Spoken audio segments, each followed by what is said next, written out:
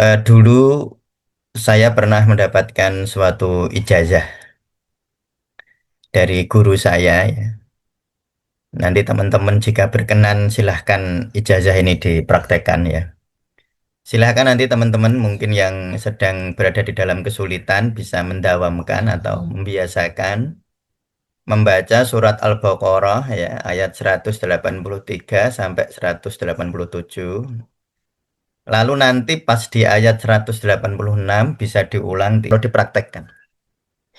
Coba teman-teman nanti sore, kalau pas buka puasa misalnya, sebelum buka puasa cek nadinya, pakai oximeter boleh, pakai tangan sendiri gitu boleh dicek, ya. Di tangan kiri paling bagus, ya, dicek. Dihitung nadinya per menit berapa. Nanti setelah buka puasa, setelah kenyang, coba teman-teman cek lagi. Nadi teman-teman pasti lebih cepat.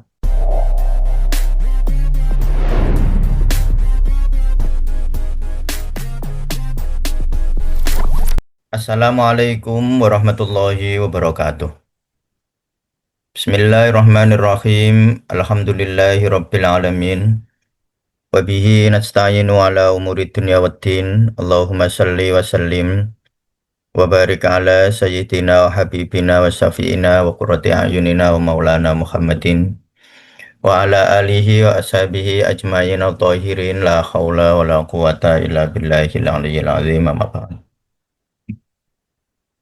Baik, teman-teman semua, pada konten kali ini saya akan membahas sebuah ayat istimewa yang luar biasa, terutama jika dikaitkan dengan bulan Ramadan ini. Dulu saya pernah mendapatkan suatu ijazah dari guru saya, ya. Nanti teman-teman jika berkenan silahkan ijazah ini dipraktekkan, ya. Yakni kalau pas bulan Ramadan semacam ini, kita kalau pas di dalam kesulitan bisa mendawamkan, waktunya boleh kapan saja, ya, mendawamkan atau mengistiqomahkan membaca surat Al-Baqarah ayat 183 sampai 187, ya. Yakni ayatnya, ya ayyuhalladzina amanu kutiba alaikumusyamu kama kutiba alal ladzina min qablikum la'allakum tattaqun. Itu, ya, itu ayat 183. Lalu ada ayat 184 masih tentang puasa. Ayyamam ma'dudat ila akhirih. Lalu 185 juga masih tentang Ramadan, tentang puasa, ya. Syahrul Ramadan alladzi unjila fihil Qur'anu hudal linnasi wa bayyinatim minal huda wal furqan. Ya, terus, ya, itu ayat 185. Lalu ayat 186. Wa idza sa'alaka ibadi anni fa inni qarib ujibu da'watat da'i idza ta'an falyastajibu li wal yu'minu bi la'allahum yarshudun. Itu ayat 186. Ini saya kasih merah, ya. Saya kasih warna merah karena nanti ini yang akan kita bahas, ya. Lalu uhilla lakum lailatas siyamir rafasu ila nisaikum ila akhirih, yaitu ayat 187. Nah, silakan nanti teman-teman mungkin yang sedang berada di dalam kesulitan bisa mendawamkan atau membiasakan membaca surat Al-Baqarah, ya, ayat 183 sampai 187. Lalu nanti pas di ayat 186 bisa diulang 3 atau 7 kali, ya. Ya, saya ulangi lagi. Nanti membaca ayat 183 sampai 187. Lalu di ayat 186, yakni wa idza sa'alaka ibadi anni fa inni qarib. Teman-teman bisa membacanya 3 atau 7 kali, ya. Nah, itu dulu ijazah yang diberikan oleh guru saya pada saat misalnya seseorang sedang dalam kesulitan, ya. Jadi nanti ayat itu dibaca, ya. Tapi tentu begini, kita ketika mengamalkan sesuatu tentu akan lebih nyaman, akan lebih afdol jika kita ngerti maknanya, ya. Jadi bukan hanya sekedar kita amalkan, tetapi alangkah indahnya jika bukan sekedar mengamalkan, tetapi juga memahaminya, ya. Jadi itu ijazahnya, yakni jika teman-teman sedang dalam kesulitan, biasakan membaca surat Al-Baqarah ayat 183 sampai 187 kalau bisa sambil puasa atau pas saat Ramadan semacam ini atau pas perut kosong. Nah, itu dibaca dan nanti ayat 186 wa idza sa'alaka ibadi anni fa inni qarib isa ila akhirih itu diulang 3 atau 7 kali ya, gitu ya. Nah, sekarang saya akan membahas mengapa demikian. Nah, sebelumnya saya akan menyampaikan ke teman-teman coba perhatikan ya. Jika kita perhatikan ayat 183 ini membahas puasa.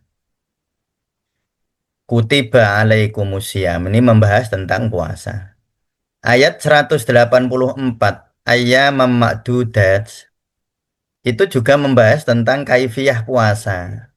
Rukhsah-rukhsah yang diberikan pada mereka yang berpuasa. Fidyah memberi fakir miskin bagi yang tidak berpuasa misalnya dibahas di ayat 184. Ayat 185 juga membahas tentang puasa. Syahrul Ramadan alladzi unjila fihil Quran. Itu juga membahas tentang puasa. Ayat 187 ini juga membahas puasa. Tentang tidak bolehnya di malam puasa. Bolehnya orang pada saat berpuasa di malamnya dia apa eh, berhubungan dengan istrinya misalnya.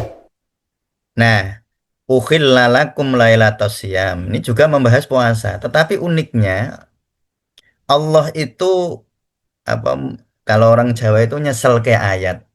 Ada ayat yang di sela-sela ayat tentang puasa ini Allah itu menampilkan ayat ini, ayat 186 ini. Yang dari awal ayat sampai akhir ayat sebenarnya tidak ada pembahasan tentang puasa. Wa idza sa'alaka ibadi dan ketika hambaku bertanya tentang aku wahai Muhammad. Wa idza sa'alaka ibadi ketika hambaku bertanya anni tentang aku fa inni qarib maka Allah menjawab aku sangat dekat. Uji budak watad da'i.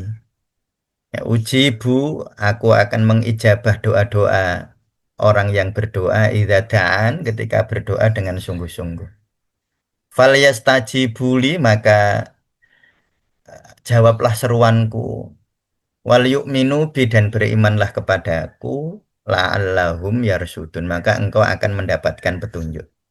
Nanti kata kita akan bahas tentang yarsudun ini ya. Nah, jadi di sela-sela ayat 183, 184, 185 tiba-tiba ayah Allah menyampaikan ayat ini. Nyeselke nih orang Jawa, diseselke. Ayat luar biasa ini. Lalu 187 membahas tentang puasa lagi. Mengapa demikian? Ini tampaknya kita tentu ketika membaca ayat seperti ini kita ada apa kita? Kita perlu merenung mengapa demikian. Nah, tampaknya ketika seseorang itu berpuasa memang dia adalah sangat dekat dengan Allah. Ya tentu Allah itu selalu dekat. Ya selalu. Kalau Allah itu selalu dekat. Hanya hamba ini yang merasa Allah itu kadang-kadang jauh ya. Jadi makanya Allah menjawab fa inni qarib dan orang berpuasalah yang seharusnya menyadari betapa dekatnya Allah itu. Nah, itu ya. Jadi itu uniknya. Nah, sehingga jika teman-teman perhatikan ini perhatikan visual ini ya, saya memvisualisasi alur alur ayat tadi. 185 ya, ayat 185. Sebentar. Ini membahas tentang puasa. 184 membahas tentang puasa. 185 membahas tentang puasa. Tiba-tiba Allah tadi menyampaikan ayat Wa idza sa'alaka ibadi anni fa inni qarib. Ya, wa idza sa'alaka ibadi anni fa inni qarib. Tiba-tiba Allah memberikan ayat semacam itu. Lalu ayat 187 juga tentang berpuasa atau teknik-teknik ya syariat-syariat puasa. Ini tentu apa sekali lagi memberikan apa semacam petunjuk ya. Kita bisa menduga betul betapa luar biasanya ayat ini. Nah, kira-kira maknanya itu jika kita tadabbur tentang ayat ini, orang yang berpuasa adalah orang yang sangat dekat dengan Allah. Ya, orang yang berpuasa adalah orang yang sangat dekat kepada Allah. Nah, sehingga tadi saya mentadaburi ini dulu ketika guru saya mengijazahkan itu beliau tidak menyampaikan apa mengapanya ya. Ya, tentu itu mungkin apa namanya suatu ketika saya eh, dianjurkan untuk mentadaburi makna dari apa konteks ayat-ayat tentang puasa ini kok ada di dalamnya ada ini 186 tentang doa dan kedekatan ini. Nah, ini jadi di tengah ayat puasa atau di sela-sela ayat puasa Allah dawuh ini bahwa wa idza sa'alaka ibadi anni fa inni qarib. Qarib itu maknanya sangat dekat ya. Jadi dekat yang tidak ada pemisahnya. Karena kalau sesuatu ada pemisahnya berarti dia tidak paling dekat. Jadi yang paling dekat berarti yang memisahkan. Jadi di sini kelihatan ya, kita bisa melihat keunikan dari ayat wa idza sa'alaka ibadi anni fa inni qarib ya. Nah, itu ya. Itu logika atau apa namanya tadabbur dari penempatan ayatnya. Jadi kalau kita lihat penempatan 183, 84, 85, 86, 183, 184, 185, 186, dan 187 ada keunikan di sini. Ini yang merupanya menjadi sebuah simbol luar biasa betapa luar biasanya orang yang berpuasa itu. Sehingga kita melihat orang-orang dulu ya sesepuh-sesepuh kita, leluhur-leluhur kita ketika apa banyak masalah mereka lalu berpuasa karena mereka memahami bahwa puasa adalah cara yang sangat indah untuk apa namanya untuk mendekat kepada Allah Subhanahu wa taala. Jadi titik temunya di situ ya, keunikannya di sini. Nah, mengapa demikian? Nah, ini saya apa namanya akan menyampaikan ini mungkin berulang kali di bulan Ramadan ini, terutama yang mengikuti program 21 hari gerakan zikir nafas puasa ya. Saya sudah sampaikan ini, tapi tidak ada salahnya jika saya mengulang lagi ya. Barangkali ada teman-teman yang apa belum pernah mendengarnya atau sudah pernah mendengarnya dan ingin memperdalamnya lagi. Jadi kalau orang berpuasa, ini saya bahas tentang kedokterannya ya, tentang ilmu biologinya atau biologi puasa atau fisiologi puasa. Jadi saat orang berpuasa, ya ini seorang berpuasa, ini lambungnya kalau orang tidak berpuasa, ya ini orang tidak berpuasa, saya ulangi lagi, ini orang tidak berpuasa, lambungnya penuh, perutnya kenyang, sehingga statis di sininya kenceng. Lalu akan menekan ke atas, ini ada panah ini, menekan diafragma, ini namanya diafragma ini. Ya, jadi ini namanya diafragma ini. Nah, ini namanya diafragma ya. Nah, ini kalau orang kenyang, dia akan menekan ke atas ini diafragma itu. Sehingga rongga dada ini jadi sempit. Nah, ini rongga dada ini jadi sempit karena ditekan dari bawah oleh lambung yang kenyang tadi. Efeknya nanti ini ya, nervus vagus itu jadi tidak aktif efeknya kalau orang orang kenyang. Coba teman-teman perhatikan ya. Kalau teman-teman bisa cek nadi atau pakai apa namanya? Pakai alat untuk ngecek nadi pakai apa itu? Oximeter ya. Kalau teman-teman pakai oximeter kan coba teman-teman kalau habis makan itu nadinya mesti cepet. Coba, saya ingin teman-teman membuktikannya sendiri ya, biar ilmu itu lebih lebih terasa ya, lebih masuk ke dalam kalau dipraktekkan. Coba teman-teman nanti sore, kalau pas buka puasa misalnya, Sebelum buka puasa cek nadinya, pakai oximeter boleh, pakai cek pakai tangan sendiri gitu boleh dicek ya. Di tangan kiri paling bagus ya dicek. Dihitung nadinya per menit berapa. Nanti setelah buka puasa, setelah kenyang, coba teman-teman cek lagi. Nadi teman-teman pasti lebih cepat. Nadi teman-teman pasti lebih cepat karena tubuh sedang bekerja keras. Jadi kalau orang berpuasa, tubuh itu sebenarnya istirahat. Beristirahat, lalu apa namanya, nadinya jadinya melambat. Tapi kalau teman-teman makan, habis makan, itu nadinya cepat terus. Sehingga orang-orang yang terlalu sering makan, ya saya bilang saya pakai kata terlalu ya. Jadi orang-orang kalau terlalu sering makan, efeknya apa? Efeknya adalah dia meng mempus atau memaksa tubuh untuk bekerja keras terus. Nah, sehingga apa? Ini jadi nafasnya jadi chest breathing ya. Jadi nafas dada jadinya kalau orang terlalu sering kenyang ya. Nafasnya jadi nafas dada ini. Ini adalah respon stres sebenarnya. Makanya saya sering bilang kalau di pelatihan-pelatihan gitu, kalau orang nafasnya selalu nafas dada, sebenarnya dia adalah orang yang sedang stres, baik dia sadari atau dia tidak sadari. Nah, itu kalau orang kenyang ya. Tapi kalau orang berpuasa unik, ini perutnya kosong. Ini perutnya kosong ya. Kalau perutnya kosong, maka tidak ada tekanan ke atas sehingga diafragma akan lebih mudah ke bawah ini. Sehingga jadilah lapang dada itu. Diafragma jadi bebas bergerak. Kalau ini nggak bebas bergerak, diafragma ditekan ke atas terus. Tapi kalau perutnya kosong, maka gerakan diafragma akan bebas naik turun. Ya, naik turunnya bebas itu diafragma. Sehingga dada itu mudah lapang. Ini yang disebut kelapangan diafragma. Jadi maksudnya pada saat orang berpuasa itu diafragma membuat dada kita lapang. Efeknya apa coba nanti teman-teman dibandingkan tadi denyut nadinya itu. Nanti akan pada saat orang perut kosong, nafasnya nafas diafragma, dia rileks. Kalau ini stres ya, dia rileks, maka apa efeknya? Efeknya adalah itu tadi nervus vagus. Nervus vagus itu saraf yang bertugas untuk menenangkan itu. Itu yang aktif kalau perut kosong. Jadi kalau perut kosong yang aktif itu nervus vagus. Kalau perut kenyang, nervus vagusnya ditekan, tidak berfungsi, tidak tidak dominan. Yang dominan saraf simpatik namanya. Nervus vagus itu parasimpatik. Jadi selalu ingat-ingat parasimpatik itu stres, parasimpatik itu rileks. Kalau simpatis itu stres gitu ya. Coba teman-teman perhatikan itu. Nah, ini luar biasanya orang puasa. Sehingga orang puasa itu dada mudah lapang.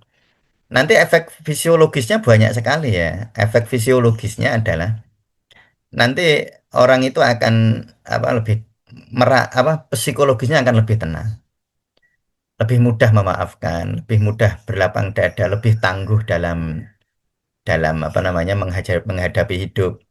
Ya, makanya kemarin saya ajarkan teman-teman bisa cari eh, latihan tahan napas. Ya, latihan tahan napas coba bandingkan tahan nafas saat perut kosong sama tahan nafas saat perut penuh. Nah, misalnya sebelum buka puasa coba latihan tahan nafas. Tapi ini saya nggak menganjurkan bagi yang punya problem penyakit yang serius untuk melakukan untuk dipaksa ya. Tahan nafasnya biasa saja, jangan sampai terengah-engah. Coba dibandingkan panjangnya tahan napas teman-teman saat sebelum puasa dan setelah puasa. Nah, coba dibandingkan itu. Nah ini itulah rahasia sebenarnya eh, saya kaitkan dengan ayat janji Allah dalam surat Al-Insyirah itu. Alam nasroh laka sodrok wa wada'na anka wizrok. Atau itu adalah cerita cerita Allah, pernyataan Allah kepada Rasulullah yang tentu ini juga berlaku untuk kita ya. Alam nasroh laka sodrok, bukankah telah kami lapangkan dadamu? Lalu wawadokna angka wizrok. Lalu aku angkat beban-beban hidup. Jadi beban-beban hidup kita itu terjadi setelah nasroh, setelah lapang dada, setelah lapang, setelah ini tadi ya, setelah berpuasa ini. Lalu wawadokna angka wizrok akan diangkat beban-beban hidup. Atau jika kita lihat doa Nabi Musa dalam surat Toha, Rabbi srohli sodri wa yassirli amri wa hlul uqdatam min lisani yafqahu qawli.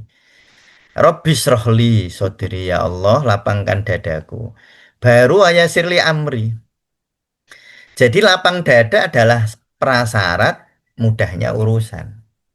Ya, jadi wadah atau wasilah agar urusan kita dimudahkan oleh Allah adalah lapang dada. Dan itu bisa dicapai pada saat kita berpuasa. Ini logikanya ya. Nah, itulah mengapa tadi, mengapa ketika seseorang itu apa namanya berpuasa, maka ini tadi ayatnya tadi. Wa idza sa'alaka ibadi anni fa inni qarib ujibu da'watad da'i idza da'an falyastajibu li wal yu'minu bi la'allahum yarsudun. Nah, itu ya. Jadi itu logikanya. Logika spiritual lah ya. Mungkin kalau logika biasa di benak kita ya urusan kita mudah baru dada kita lapang. Itu logika ego. Tapi kalau logika spiritual itu tidak. Logika spiritual itu Robbis rohli sodri baru wayasirli amri. Logika spiritual itu alam nasroh laka sodrok baru wawadona angka wizrok. Itu logika spiritual ya. Nah, sehingga kita bisa memahami di situ mengapa di dalam apa namanya puasa itu ada Lailatul Qadar. Jadi Qadar itu tanazzalul malaikatu waruhu fiha biizni rabbihim min kulli amr. Jadi Lailatul Qadar. Itu ada keajaiban, tulisan-tulisannya kurang pas ya. Jadi amr itu adalah innama amruhu idza arada syai'an ayyakula lahu kun fayakun ini ada ilustrasi amr ini. Amr itu turunnya keajaiban dari langit. Lailatul Qadar itu turunnya keajaiban dari langit. Tanazzalul malaikatu warruhu fiha biizni rabbihim min kulli amr.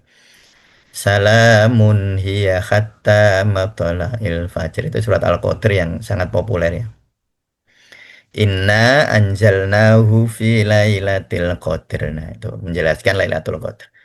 Wa ma adraka ma Lailatul Qadr. Lailatul Qadri khairum min alfi syahr. Tanazzalul malaikatu warruhu fiha biidzni rabbihim min kulli amr. Salamun hiya hatta matla'il fajrin. Nah, itu makanya ada syarat.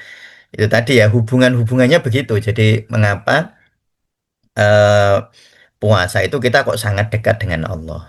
Nah, itu tadi ini logikanya karena dada kita jadi lapang, pikiran kita jadi tenang, maka kita menjadi mudah untuk bersinggungan dengan atau memasuki dimensi-dimensi spiritual. Ya, tentu beda dengan orang yang dadanya tidak lapang, dadanya sempit. Itu dia akan apa gampang stres ya, overthinking sehingga ya tentu zikirnya akan menjadi tidak nyaman.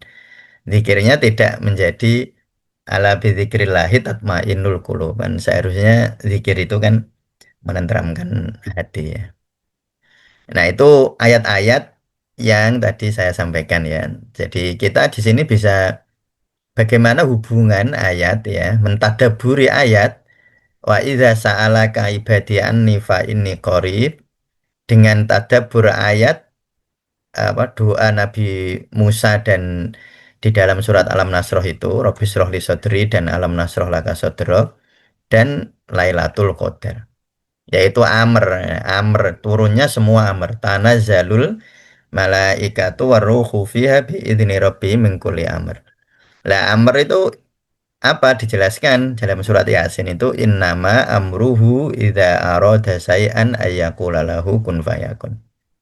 Bahwa amarnya Allah itu innama hanya saja amruhu amarnya Allah itu idza aroda ketika Allah menghendaki idza aroda ketika Allah menghendaki saya akan sesuatu kun fayakun ya kun fayakun. Saya sudah sangat sering menyampaikan amar itu terjadinya sesuatu di luar hukum sebab akibat. Ya, itu amr. Nah, itu jadi algoritma atau kesimpulan dari algoritma keajaiban puasa itu di situ ya. Jadi puasa ini, teman-teman mungkin ini adalah ringkasan dari apa yang saya sampaikan tadi. Orang berpuasa perut kosong, nafasnya akan diafragma, akan terjadi al-insiroh. Jadi akan terjadi kelapangan dada. Nasroh laka sodrok. Srohli sodri ya, lapang dada. Lalu aktiflah nervus vagus itu atau apa saraf pusat yang ke-10, saraf kranial yang ke-10 ya, bukan saraf pusat, saraf kranial yang ke-10. Nervus vagus dia akan menenangkan. Pak ini korib sehingga orang itu sangat dekat. Nah, kalau dekat terjadi koneksi langsung tadi. Uji budak watadai zadaan fal yastajibuli wal yu'minu la'allahum yarsudun. Nah, lalu maka orang semacam itu yang lapang dada yang sangat dekat dengan Allah dia akan apa mendapatkan atau dihadiahi Lailatul Qadar ini. Nah, itu ya. Sehingga terjadilah keajaiban manifestasi. Ya. Nah, ini kalau bahasa-bahasa sekarang kan gitu. Lalu bermanifestasi. Bagaimana manifestasi itu? Semacam itu bisa ya kalau di dalam ayat-ayat Al-Qur'an begini tadi. Logikanya jika kita melihat tadi ayat-ayat tentang puasa, lalu ayat-ayat tentang mudahnya urusan, lalu ayat-ayat tentang Lailatul Qadar ya atau turunnya amr keajaiban dari Allah. Amr itu sesuatu yang berada di luar hukum sebab akibat. Nah, jadi makanya di sini ada istilah irsyad. Ya, ini sebagai penutup di PPT ini ya. Jadi irsyad itu adalah pertolongan Allah yang kita itu nggak bisa logika kita awalnya nggak tahu kita bagaimana kita ditolong gitu. Ya nggak tahu namanya namanya amr atau keajaiban. Makanya jika teman-teman perhatikan doanya Ashabul Kahfi kan yang diminta rosada, yaitu jalan keluar yang nggak diduga-duga, yang min haitsu la yahtasib. Jadi doanya Ashabul Kahfi, Rabbana atina min ladunka rahmatan wa hayyi lana min amrina rosada. Nah itu la'allahum yarsudun ya, rosada yarsudun. Itu ya sama ini akar katanya. Jadi sebenarnya puasa bukan hanya menahan haus, bukan hanya menahan lapar, tetapi meluaskan ruang di dalam dada kita agar Allah punya tempat untuk meletakkan keajaibannya. Ini quote-nya ya. Jadi quote-nya di sini adalah ya, puasa bukan sekedar menahan haus, tetapi meluaskan ruang di dalam rongga dada agar Allah punya tempat untuk meletakkan keajaibannya atau amernya. Begitu ya, saya kira nanti jadi saya ingin apa menyampaikan tadi yang di awal bahwa bagi teman-teman yang mungkin sedang berada di dalam kesulitan, teman-teman bisa mengamalkan apa namanya zikir dan membaca Al-Quran. Ya ini membaca ayat surat Al-Baqarah ya ayat 183 sampai sampai 187 ya dengan nanti pada saat membaca ayat 186 diulangi 3 atau 7 kali. Jadi nanti membaca dulu ya ayyuhalladzina amanu kutiba alaikumusiyam ayat 183 dibaca, 184 ayat ma'dudat dibaca, 185 dibaca sahur Ramadan. Lalu pas membaca ayat wa idza sa'alaka ibadi anni fa inni qarib dan sampai akhir diulang 3 atau 7 kali. Lalu dilanjutkan ayat 187. Dengan logika spiritual seperti tadi yang sudah saya jelaskan sejak awal tadi ya. Ya, itu jika teman-teman ingin mengamalkan, jika merasa cocok mengamalkan amalan semacam ini, teman-teman bisa praktekkan, bisa amalkan. Semoga membawa kebahagiaan. Amin ya Rabbal Alamin. Cukup sekian. Assalamualaikum warahmatullahi wabarakatuh.